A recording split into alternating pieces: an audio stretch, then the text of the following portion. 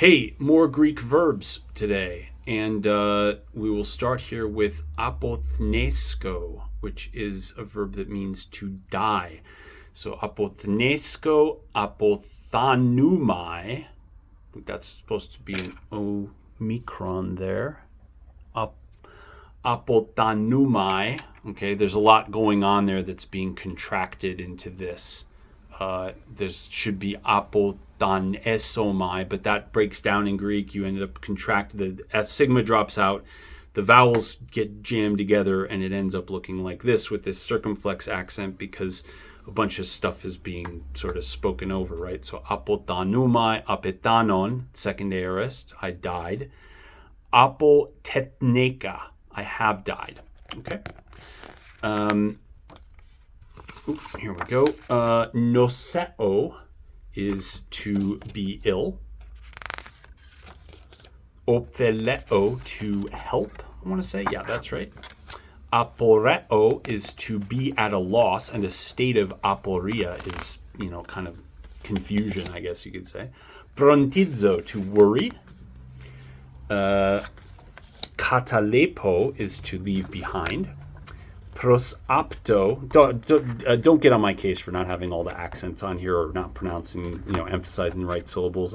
I'm just trying to make sure I recognize them on the page, right? Prosapto is to attach. Erotao is to ask or inquire. Exegeomai is to explain or recount, explain, relate. I want to say exegesis probably comes from this. Dunamai is to be able. Komadzo, not to be confused with komidzo, this verb means to make merry or revel. Have a good time. Woohoo, komadzo. Sfadzo is to slaughter. Lupeo is to grieve. Harpazo is to seize or snatch. Yes, yeah, that's it. Like rapio in Latin. Nosteo is to go home. Anastrepo is to overturn, or could be turn back, I want to say. Yeah, turn back, overturn, conduct oneself. Anastrepo. Diaperao, diaperaso, dieperasa. Notice that where you add a suffix, you add it usually after the preposition that's in your verb. So if dia, which is like through usually, this is to pass through, but diaperao, diaperaso, dieperasa for the, and then diapeperaka, diapeperamai, diaperaten. There you go, pass through. Otheo, this is to push or shove, I believe. Yeah, okay. Anoigo, to open. Anoigo, anoixo, aneoxa, or else anoixa. I guess depending on what dialect you're in, you might see one of those. Terpomai is to enjoy. Kaio is to set on fire. Like to light something on fire. Kata, not to burn in the sense of you're burning, but in the sense of you're burning something else, right? Katadeo is to tie up or tie down. Boao, to shout. This is a good example of an alpha contract verb, right? Boao, boeso, eboesa. Very predictable. Three principal parts it has. The other ones are unattested for good reason. I don't know why this one's unattested, but the passive forms, to be shouted. I mean, I guess you could use that, but they didn't. So, choreuo is to dance or lead a dance. Okay, very good. Choreography, right?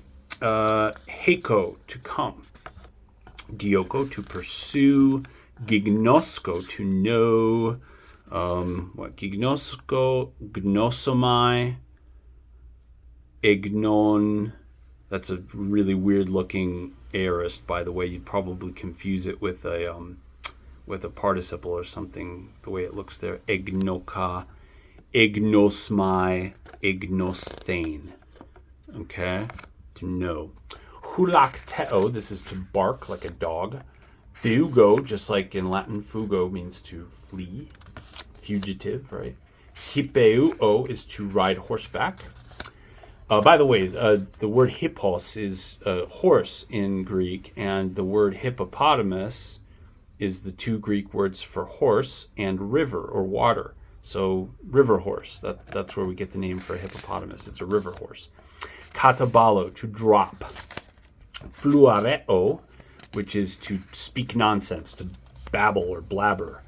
Kamno is to weary of something, to tire, to get tired. Apokteno is to kill. Anatello is to rise, like the sun rising, but it could mean other things rising as well. Balo is to throw or cast. And kenteo is to goad. And kataduo is to set or sink, like the sun setting or sink. Oh, and there's one more, sorry. Thrao, to break. Okay. If you're interested in learning Latin or Greek, send me a note, and I will tell you where I offer my tutoring services. Thanks very much.